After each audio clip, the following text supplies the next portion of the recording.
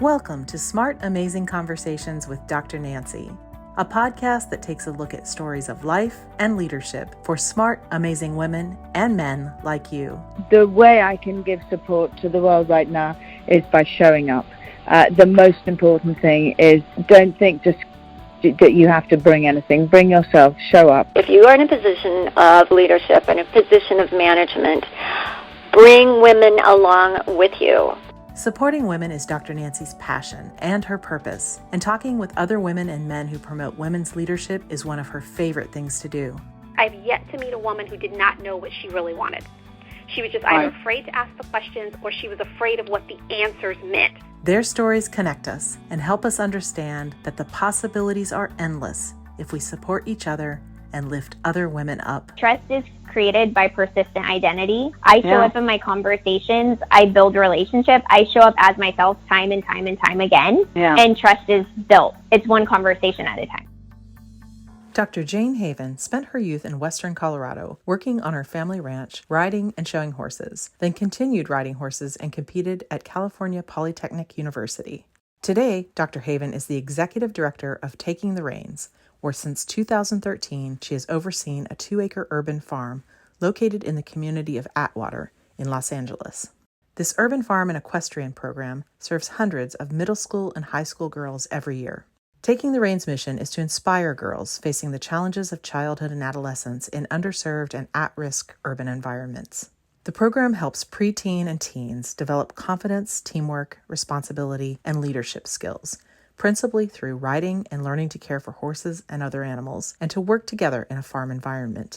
Dr. Haven is also the owner and manager of West Haven Farm Arabians, LLC, where she provides horse training, a boarding facility, care of approximately 20 horses, and general farming. She also maintains a breeding program and shows and markets quality horses. Prior to her current activities, Dr. Haven worked with a variety of adults, teens, and families as a clinical psychologist, served as a staff psychologist at the Alcoholism Center for Women, was lead supervisor of clinical staff at Cedars-Sinai Hospital Employee Assistance Program, and served as an educational consultant to elementary, middle school, and high school educators regarding school placement for students functioning below grade level. Currently, and since 2013, Dr. Haven has offered her unique perspective as a psychologist to serve as a producer and consultant for television and film, including creating and producing 2 specials for Nickelodeon children's programming. Also, for the past 20 years, she has served on the board of trustees of 2 schools and on the advisory board of Westmark School. She has been the chair of the capital campaign of Laurel Hall School, successfully raising almost $3 million for new construction. She also developed the curriculum for the Parent Education Program and the Student Resource Center. She served as co-chair for the 2011 to 2016 strategic plan at Westmark School and was an active participant in raising $6 million for campaign development over a 4-year period of time. Now here's Dr. Nancy and her guest, Dr. Jane Haven. Well, good morning, Dr. Jane Haven. How are you? I'm well. How are you, Dr. Nancy? I'm good. Jane and I know each other really well, so this is just really going to be fun because we have so much in common. I didn't realize after reading everything about you and what you've been doing, we've been on similar paths to say the least, but and now we're on pretty much the same path, except for take the reins, and we'll talk about that because it's so important. But I always start these conversations out with people telling me their story, because who you are and how you became you is so important for women especially to know, because most people think when they look at someone like yourself who's successful, who's done all these amazing things in their life, it must have been so easy for you. But, you and I both know we had mountains to climb and still have more mountains to climb. So when we talk about where we came from, it helps people to know that we're pretty much all on the same page. So tell me about you. You're absolutely right. Tell me where Absolutely. Why are you the person you are today? First, of course, I have to thank you, Dr. Nancy, for inviting me into your community of amazing, very accomplished women. And, I look forward to hearing more of them and having an opportunity to be a part of their community and the networking. So thank you for making that possible for me. Absolutely. Where did I come from? Absolutely. I started, I grew up in Western Colorado in a very small town. near Grand Junction.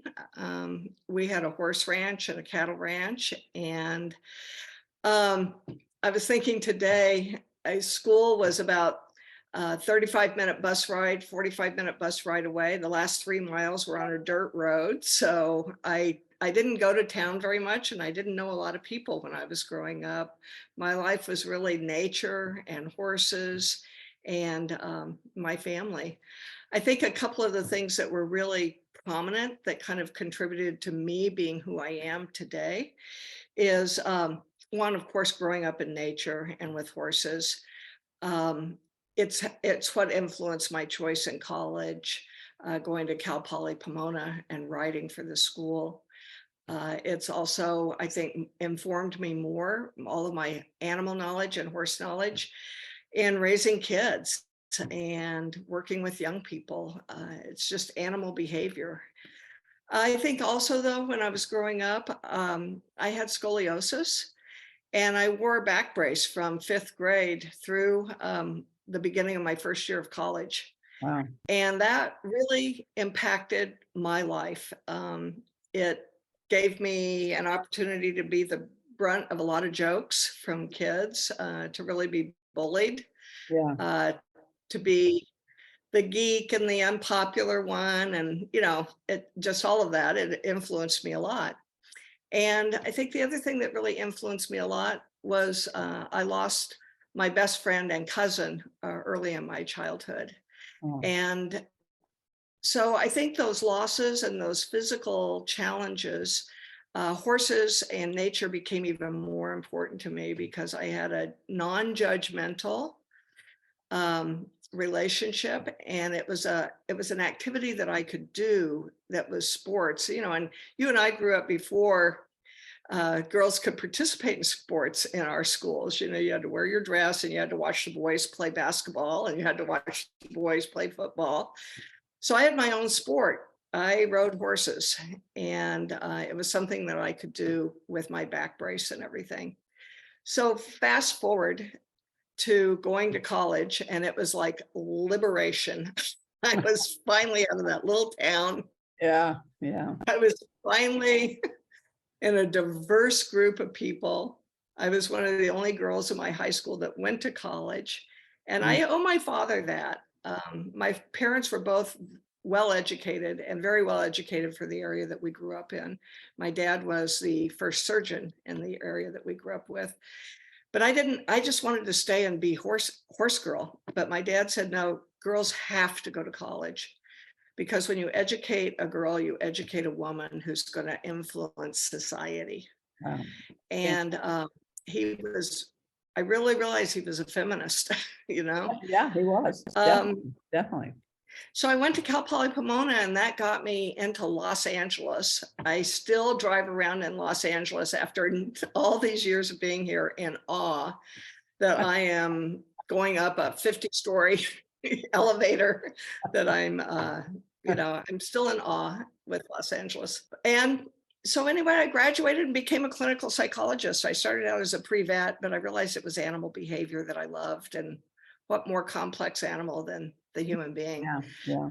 So I became a psychologist, and it's really the combination of growing up in that country place and now being in Los Angeles as a psychologist that really led me to do the work of my career, which has really been youth education, girl empowerment. You're speaking to the choir here. You're singing to the choir. Yeah, I was even a director of an EAP. So were you? Yes, I was, for a large healthcare system. So I learned a lot. But Jane and I become very good friends because I think the most important thing is that we both know that horses save lives. I think that's, horses definitely saved my life. I was a psychologist and went through a divorce and needed a new gig, and I needed a new group of people. And people that have horses and love horses, just the kind of people I want to be around. And they have dogs, they have horses. And I've never, horses are, it's about the now. they're always excited to see you. Most of them are, at least mine are, most, and dogs, of course, the same way. But again, it was that sensitivity. I don't think people realize the sensitivity that these animals have, and that they know you sooner, much before you know yourself. So, and you've worked with the youth.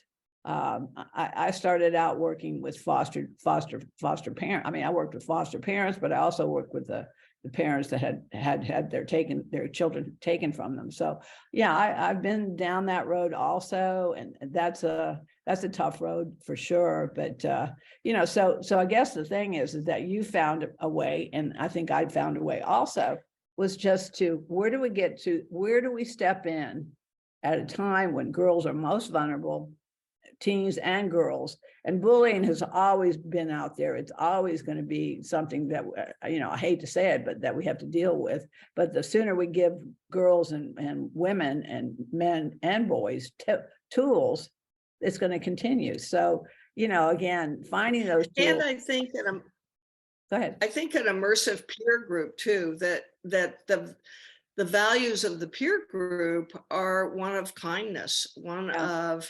respect. We teach so many lessons at the nonprofit that I'm the director of, that, how you talk to a horse is how you talk to each other.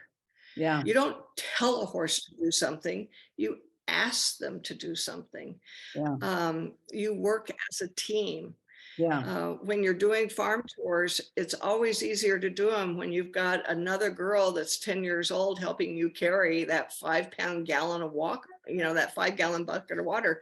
So it's also building in an opportunity for youth to be constructive and to be teammates and to be, dealing with animals in a respectful way. They start to deal with themselves and with each other in a respectful way. I'm going to correct one thing, and hopefully you'll take this with you. Nonprofit, I use the word social profit. I don't use nonprofit anymore. Social profit, because your organization is truly creating a social, such a social change and such an important social aspect of girls and teens in this world. But no, I absolutely agree that when we and you're giving them back their power. I mean, the power to power to, which is absolutely amazing. Well, let's just get right into it. So tell me, and again, I'm a huge supporter of Take the Reins, and I mean, from the very beginning, just it really fit into the whole Women Connect for Good, which is women supporting and helping women and girls. So to me, it was just, I thought, oh, great. This is another one of those signature programs that, again, you have to be a part of this. All this is part of the community, because I mean, it just is such a great example and shows what we can do when we help girls and give them the power and a seat at the table and a seat on a horse. So tell us about Taking the Reins. Wonderful program. Well, it started, we're in our 25th year. Wow. Up until about 12 years ago, it was a really relatively small program, 4 horses and about 70 to 80 kids a year. Wow. And it was, the founders really wanted to do a gender specific all girls program to give girls from under-resourced communities access to getting to know a horse and getting to spend time with a horse, getting to ride a horse.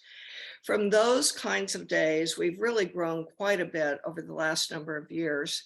We now own an 1.5 acres right in the center of Los Angeles. People are just shocked about that. In a little unknown area that still is a rancho from the 1800s. And so we've been able to maintain it being a rancho. So we have a 1.5 acre ranch with a few other ranches around us. There's about 1,100 horses in our area of Los Angeles with these multiple farms. Mm-hmm.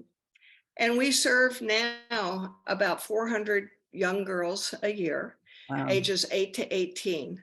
And we serve homeless centers,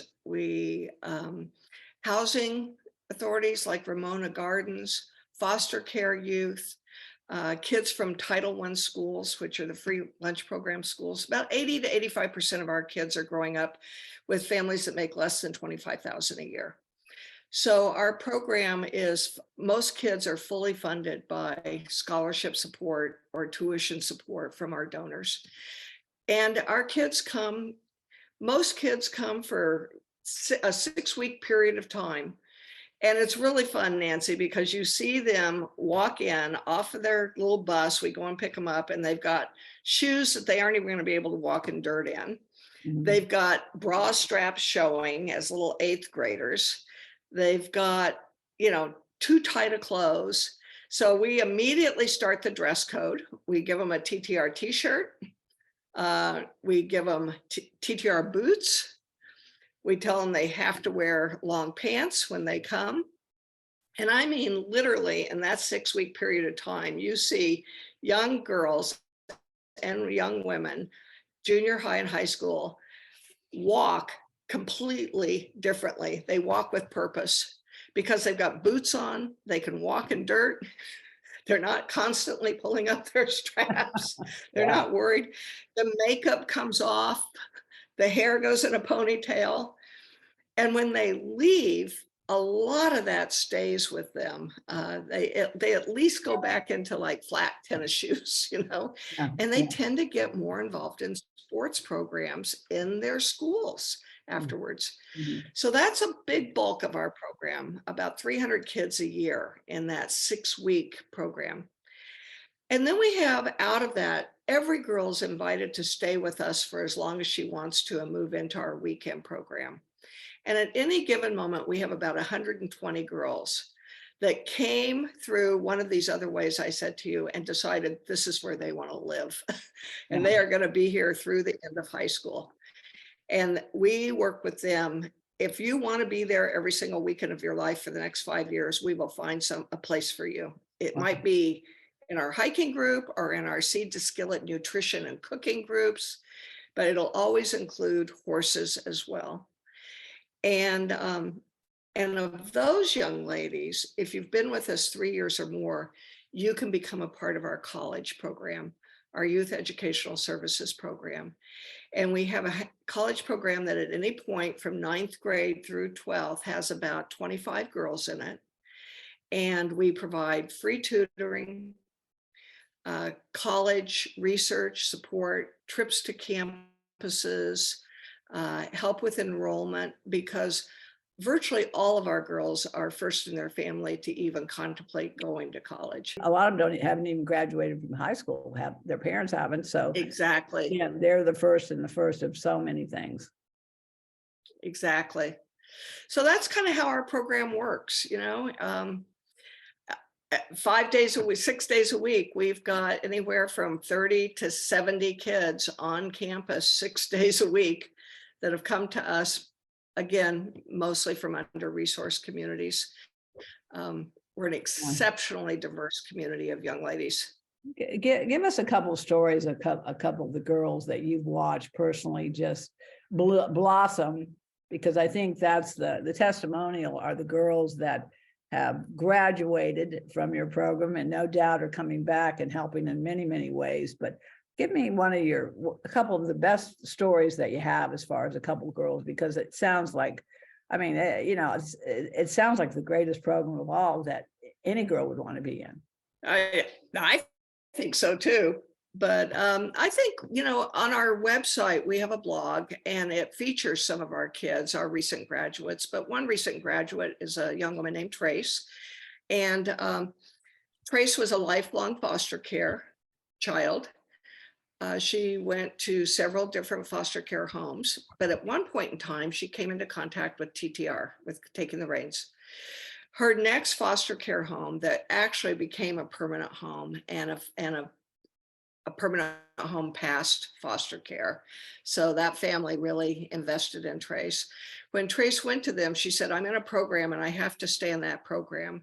And we've had this happen with a few foster care young people and CASA people, court-appointed kids, that we're the consistent place as they change foster families and change court-appointed sponsors. And they say, I've got to still come to TTR. So that's really gratifying that we're that for those children. Well, Trace came in because she'd been there 3 years or more into our college program. She started applying to college. She got a conditional acceptance to UCLA, but she had to get her math scores way up. Mm-hmm. So one of my board members is a math teacher. She and Trace started working together 3 days a week, and she basically did algebra and pre-calculus for a year, 3 days a week, tutoring, and got her math scores up, and her conditional acceptance went to full acceptance, and she's just now finishing her first year at UCLA. She comes every vacation, she comes and visits us, and hangs out and helps with kids and all of that. So she's still a very active alum for us also. One other person that I'd really like to highlight is Danielle Garcia, who I met Danielle when she was 10 years old. She came through our program. She was lived with her single mom that made $12,000 a year. And I remember one day I was telling Danielle how to bake a macaroni and cheese and veggie dish, and you had to use an oven. And she said, we don't have an oven in our apartment. And it was like, whoa, they also didn't have heat or air conditioning. Danielle went through our program. She took advantage of every single aspect of the program. She was one of those kids that lived with us, and became a top 10 in the nation youth judge at the Arabian Horse Nationals. Oh. She also, in equine science, was a reserve national champion in equine science at a national competition in New Mexico. So she really got into the science of all of this. She came back she ended up going to Santa Cruz on a full scholarship, and we also helped her with scholarship dollars. A big part of what our kids might get is academic scholarship, but they don't have the money to outfit their bedroom at the dorm or to travel back and forth to the school. So TTR has a funding pool that we help kids with those kinds of needs. Yeah. Danielle graduated in 3 years with a double major, sociology, and a political science degree. Mm-hmm. She decided that she really wanted to go into law. During her time at Santa Cruz, she made the equestrian team. And she was she was the only minority person on the equestrian team during the years that she was there. Top equestrian. We continued to be involved with her because she didn't have the proper clothes to go and show. She didn't have the proper, so we would send her show clothes and everything. Well, during COVID, she had to come back because the campus shut down. Right. And she returned, to her mother's apartment that didn't have internet. So Danielle came and worked with us and used our internet at TTR. Graduated college, and the end point of this is this year she's our coach, our team coach for 4 girls that hope to go to U.S. Nationals on the judging team and learn about all equine judging and equine anatomy and science. And Danielle has just applied to Harvard, reached out to her and Harvard Law School for a residency, a year-long residency with Harvard Law School to help her prepare for her LSAT and to really explore what area of law she wants to go into. I just finished writing her letter of recommendation. And so that is, what more do you want to do with a young woman? No, I mean, but again, they're going to give back so much to taking the reins and to the girls and the teenagers in that program, and give such wonderful testimonials for this program. Well, this is, I know you have so much hope for every one of these girls, but again, when you think about any of the girls coming through the program, what's the most important thing that you want for each one of them? Honestly, our 4 pillars are teamwork, responsibility, leadership, and self-confidence. I want self-confidence for every one of our girls, and even our 6-week kids. they are sitting there crying as they put their leg over a horse. They're so insecure and so lacking in confidence. And by the end of 6 weeks, they're walking that 1,000-pound animal all over that arena, turning them. And even if they never come back, they all say, I never thought I could do that. And I did it. That is so important. And then as women, breaking down that mean girl culture. Yeah. And really finding out that you may have a lesser ability child in one way as your teammate, but they have a lot of ability to teach you something that you may not have a sensitivity to. And so not every kid in our program is going to go on to a Harvard or a, Davis, or some of our kids become preschool aides. But I want them to know that they can achieve what they want to achieve and that they can be a good team member, a leader, and confident. Yeah. And horses teach that so well. You have to be a team member with your animal. You have to be confident to give them confidence. I think I should sign up for the weekend program. Come on out.